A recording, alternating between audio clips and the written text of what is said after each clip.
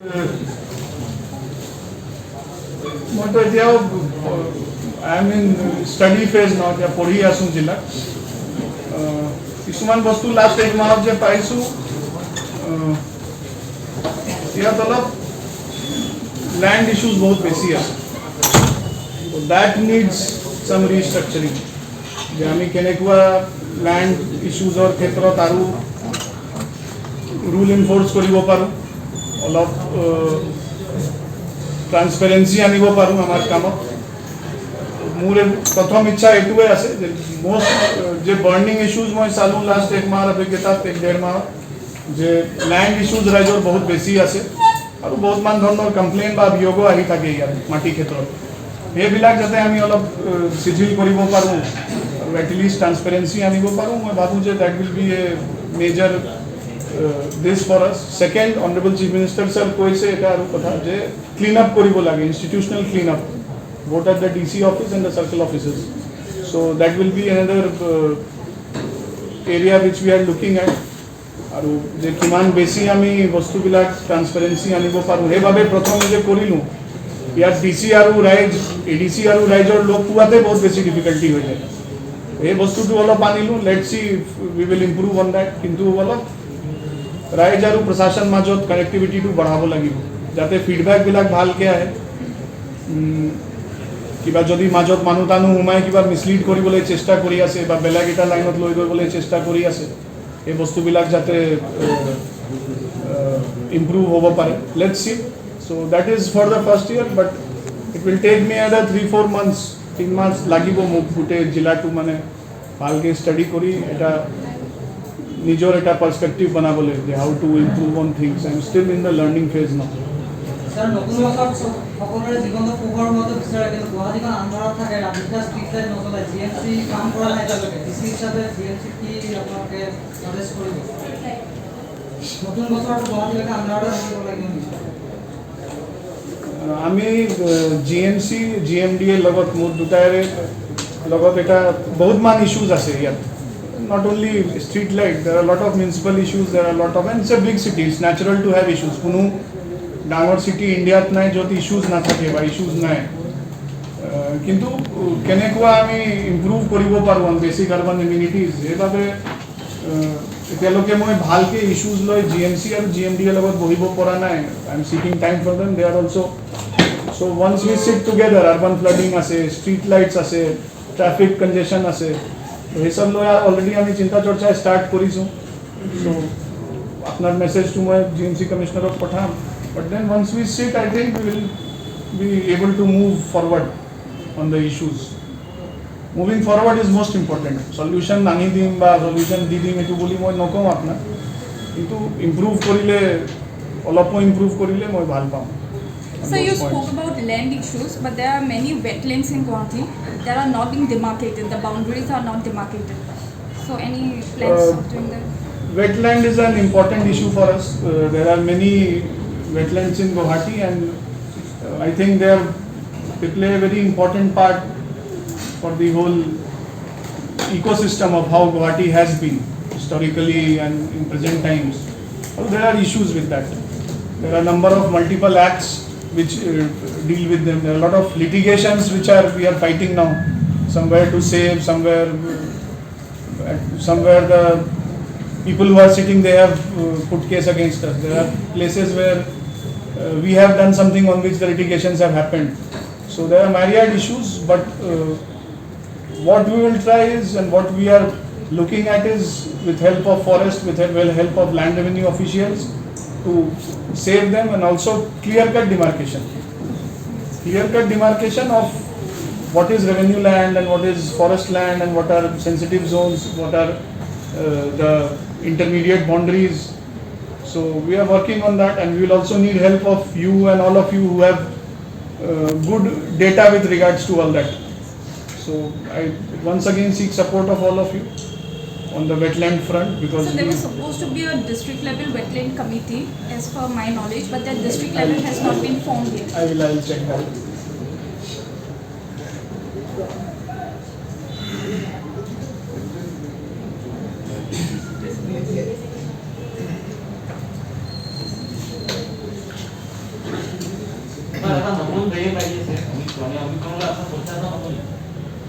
কি অমিক্ৰণ আমি মনিটৰ কৰি আছোঁ এতিয়ালৈকে স্পেচিয়েলি ইণ্টাৰনেশ্যনেল পেচেঞ্জাৰ যিমান আছে সেইবিলাকক আমি ৱাচ কৰি আছোঁ এয়াৰপৰ্টত আমাৰ ষ্ট্ৰিক্ট হৈ গৈছে অলপ টেষ্টিংবিলাক ষ্টেচনত বাইদেউ হৈ আছে বাট ষ্টেচনত এটা সৰু ইছ্যু আছিলে পিছফালে কোনোবা এটা গেট আছে যিটো আগত বন্ধ আছিলে এইটো মাজত আকৌ খুলি দিয়া হ'ল উই আৰ এছেছিং দ্য চিটুৱেশ্যন অতি সোনকালে অলপ ট্ৰেইন যদি আমি যেদিনাতে চাম যে ট্ৰেইনটো আপৱাৰ্ড আছে we will close that also' But then because of livelihood concern, I think it was earlier opened up. Je phale pura manu ulai jay. So we are looking at that also. Omicron ami watch kori asu. A lot of this yesterday in fact ami police ko all of involve korisu home isolation aru RT-PCR awaited cases of the watch kori bole jate virus nugure. So Omicron we are watching. We are very carefully watching aru je dinate sam je upward trend ahi se batene ko ami pam. You will see that there will be stricter enforcement and there will be stricter containment also. What are the measures that district administration has taken for the safety of rag pickers and street dwellers? Rag pickers and street dwellers, I think at the operational level, GMC is the one exactly dealing with them. But then at this point, apnar bahut dhornor most important মই ভাবো এনেকুৱা যে মাৰ্জিনালাইজ section আছে এইবিলাকৰ identity দিয়াটো তাহলে সরকারি এটা স্কিম আইছে ই শ্রম কার্ড বুলি তো আপোনালোক সাগে গম পায় তো তাত আমি নিজেই যিমান আছে স্ট্রিট ভেন্ডার এসোসিয়েশন আছে আৰু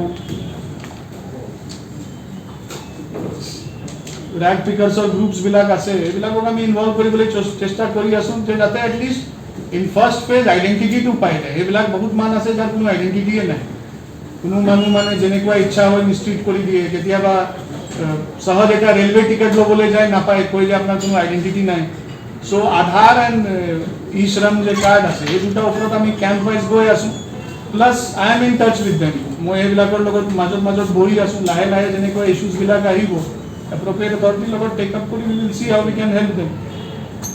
But the idea is to involve them in more and more government schemes. যে government scheme বহুত আহি গৈছে সব ধৰণৰ শ্ৰেণীৰ ৰাইজৰ বাবে কিন্তু সব ধৰণৰ শ্ৰেণীৰ ৰাইজ আইদাৰ গম নাপায় বা সময় নাপায় এইবিলাকৰ সময়ৰ কথা আছে মোৰ আপোনাতকে বেছি বিজি এইবিলাক ৰাতিপুৱা 4টাত উঠি আকৌ কামত যায় পুৰা দিন কৰে নকৰিলে it will become a food safety issue for him. He won't be able to eat if he doesn't do. So we are in touch with them and slowly we will try to improve. So setting up a dumping ground and waste management plant. You should speak to GMC about this. They are directly looking into it. जो land work की बार धरना रमांड about request आई वो we will try to intervene from our side. Sir, the district took over many railway coaches for COVID care centers last time. Those were not used but not even returned till last month. So what's the status? Sir, I'll have to look at this and I think if railway takes a decision because those coaches also we had in Dibrugarh also. I was Dibrugarh DC then. They were provided by the railway on their own volition. So I think decision should come from them rather than me because at this point I have sufficient spaces. sir, have they asked to return those yet? I haven't received the correspondence. Since you have raised it up, I will have a look at that. आपने अब उठाया है issue को तो मैं एक बार देखूंगा इसको. Sir, যোৱা 5 বছৰৰ প্ৰধানমন্ত্ৰী আৱাস যোজনা যিটো আছে তাৰ অধীনত প্ৰায় 5000 কোটি টকা আহিছিল বুলি বিভাগে অলৰেডি প্ৰকাশ কৰিছে কিন্তু দুৰ্ভাগ্যজনকভাৱে এই আঁচনিৰ অধীনত আৰবান ছেক্টৰৰ যিবিলাক হোমলেছ মানুহৰ কাৰণে যিখিনি ফাণ্ড আহিছিল এতিয়া গুৱাহাটীকে উদাহৰণ হিচাপে ধৰিলে বেচৰকাৰী সংস্থাসমূহে কয় যেহেতুকে প্ৰশাসনে নিজাকে এতিয়ালৈকে প্ৰকাশ কৰা নাই বেচৰকাৰী সংস্থাসমূহে কৈছে there are more than 40,000 homeless people who are residing in slum area or in the slum like areas. এই স্লাম এৰিয়াবিলাকত গুৱাহাটীৰ ভিতৰত থকা স্লাম এৰিয়াবিলাকত জিএমচি এতিয়া আজিলৈকে আইডেণ্টিফিকেশ্যন বা ডিমাৰ্কেশ্যন নকৰাৰ কাৰণে সিহঁতে এই প্ৰধানমন্ত্ৰী আৱাস যোজনাৰ কাৰণে কোনো কাৰণতে কোৱালিফাই নকৰে যাৰ কাৰণে যোৱা 5টা বছৰত 5000 কোটি আহিলে যদিও কোনো এজন গৃহহীন মানুহে সেই আঁচনিৰ কাৰণে বেনিফিচিয়াৰী হ'ব নোৱাৰিলে এইটো ক্ষেত্ৰত মানে প্ৰশাসনে কেনেকৈ আগবাঢ়িব how you are going to identify this slum area or how you are going to recognize this slum area? I have noted your question. I will have to sit with GMC for this. Awas Yojana Urban je ase, it's a very important scheme. Aru yat aru improve koribole ichha ase amar. GMC is the one looking after it. So I will sit with them, I will discuss with them. Aru apna details to moi lom, apna mati moi within next 6-7 days I will give you what is the status and what is the plan ahead. Secondly, sir, last week of Guwahati High Court এটা এই কৰিছে নিৰ্দেশনা দিছে যে যিমানখিনি ইয়াৰে আপোনাৰ homeless মানুহ আছে সিহঁতক এই ৰেচন কাৰ্ডটো প্ৰদান কৰিব লাগে মানে আগতে আছিলে যে 2018লৈকে যিটো কাউন্সিল আছিলে তো 2018ৰ পাছত এতিয়া কাউন্সিল নাই তো তেখেতসকলক হোমলেছবিলাকক এইটো হেৰি কৰা আছিলে নিৰ্দেশনা দিয়া আছিলে যে আপোনালোকক যদি ৰেচন কাৰ্ড লাগে হয় আপোনালোকে ৱাৰ্ড কাউন্সিলৰ পৰা লওক নহ'লে আপোনালোকৰ স্থানীয় বিধায়কৰ পৰা লওক কিন্তু কোনো এজনে চিগনেচাৰটো নিদিয়াৰ কাৰণে যোৱা 18ৰ পাছৰ পৰা আজি পৰ্যন্ত কোনো এজনে ৰেচন কাৰ্ড পোৱা নাই এতিয়া হাইকোৰ্টে যদিও কৈছে যে ৰেচন কাৰ্ডটো যদি প্ৰদান কৰক কিন্তু এতিয়া মেকানিজমটো কেনেকুৱা হ'ব যে how they are going to get the ration card high court deputy কমিশনাৰক দায়িত্ব দিছে এপ্ৰপ্ৰিয়েট মানুহ চুজ কৰিবলৈ তো এইটো যোৱাকালি ফাইল মোৰ লগত আহিছে আজি মই মিটিং পাতিছোঁ ফুড এণ্ড চিভিল সাপ্লাই আৰু এডিসি আমি চাওঁ এপ্ৰপ্ৰিয়েট অথৰিটি কাক দিব পাৰোঁ যাতে যে ৱাৰ্ড কমিশনাৰৰ য'ত জায়গা আছিলে সেইটো পাই যায়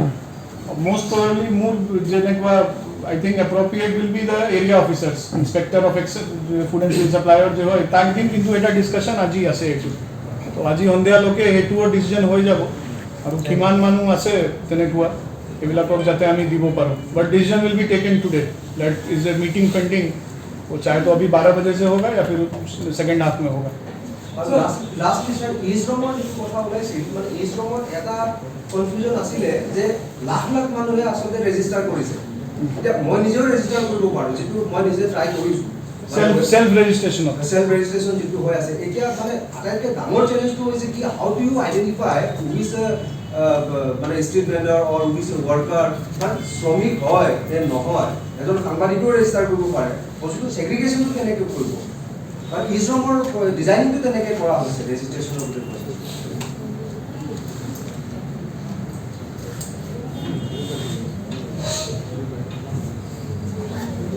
টেকনিক্যাল ইস্যুজ আছে নে আপনি এটো ফান্ডামেন্টাল ইস্যু কৈ আছে যে কোনো মানুহ ৰেজিস্টাৰ কৰি দিলে কেনেকুৱা গম পাব মানে লাষ্ট টাইম যেতিয়া মই কমিশনাৰৰ লগত কথা পাতিছিলোঁ তেতিয়া তেখেতে কৈছিলে যে আমি এতিয়া ৰেজিষ্ট্ৰেশ্যনবিলাক লৈ আছোঁ ইট ইজ গান এমাউণ্ট লাক্স তো এতিয়া আমি মানুহখিনি টোটেল এটা ডেডলাইনলৈকে আমি কৰি পেলাই মানুহখিনিক আমি ডিষ্ট্ৰিক্ট ৱাইজত মানে এভৰি ৰেছপেক্টিভ ডিষ্ট্ৰিক্টৰ ৰিলেটেড ডিচি কনচাৰ্ণত আমি পঠিয়াই দিম তেখেতসকলে আইডেণ্টিফাই কৰিব মানে এতিয়া জাস্ট ৰেন্ডমলি এটা ৰেজিষ্ট্ৰেশ্যন প্ৰচেছ চলি আছে ৰেন্ডম চলি আছে প্লাস এটো মোস্টলি আধাৰ লিংক আছে এটো মই অলপ চাব লাগিব মোক বস্তুটো কিন্তু মই এটা কমন সেন্সিকলি যে ক'ব পাৰোঁ দিস উইল আধাৰ বেজ আপোনাৰ ইশ্ৰাম আছে this will give you identity এতিয়া যে কিবা স্কিম আহিলে বা কিবা আহিলে মই ভাবো নিশ্চয় এটা ডাবল চেক হ'বই ইয়াত না কোনবা যে স্কিম আহিব যে ইশ্ৰাম কাৰ্ড হোল্ডাৰছক দিব লাগে বা তেনেকুৱা কৰিব লাগে তাত আপোনাৰ এটা ডাবল চেক হ'বই Plus, this is an important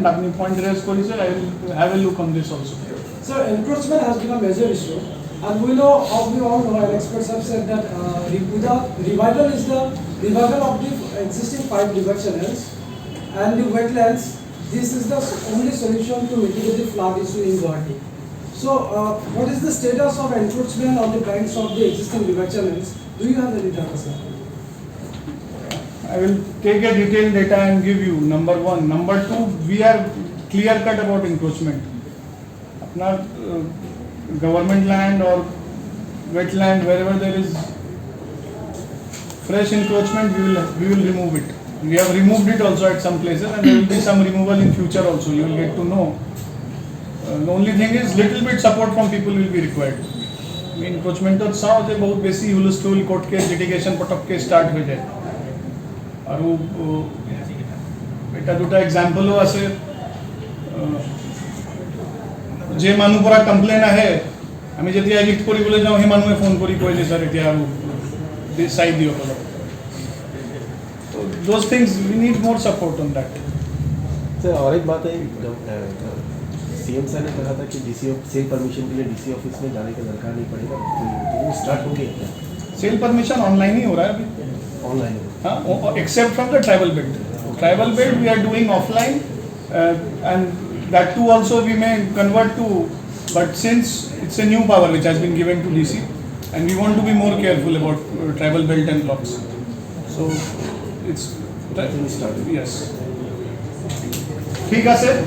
sir last एक पर्सनल एलिगेशन है आपके, तो আপোনাৰ এটা আত্মীয় জিএমচিএছত এডমিট কৰা হৈছিল আইচিইউ, কিন্তু আইচিইউ আপুনি নিজৰ ঘৰতে স্থাপন কৰা বুলি ঘৰত ICU বনাব পাৰে নেকি? জিতু তেনেকুৱা কিবা এটা হৈছে নেকি আপোনালোকৰ ক্লাৰিফিকেশ্যনৰ নাই কথা, এইটো পাৰ্চনেল মেটাৰ্ছবিলাক থাকে। এটাই কথা আছে যে কোনোবা যেতিয়া almost on the death bed থাকে আপোনাৰ ঘৰত, আপোনাৰ চিনাকি থাকিলে ডক্টৰ আপুনি মাতি লয় নে নাই চাবলৈ? কৰে না? সিমানে আছে। So what's the procedure to apply for this appointment? You said, to the online portal है।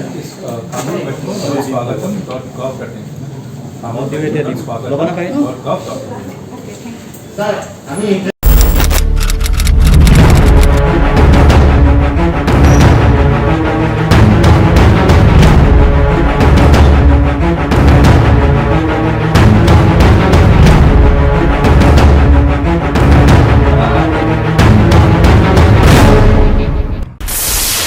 DB News.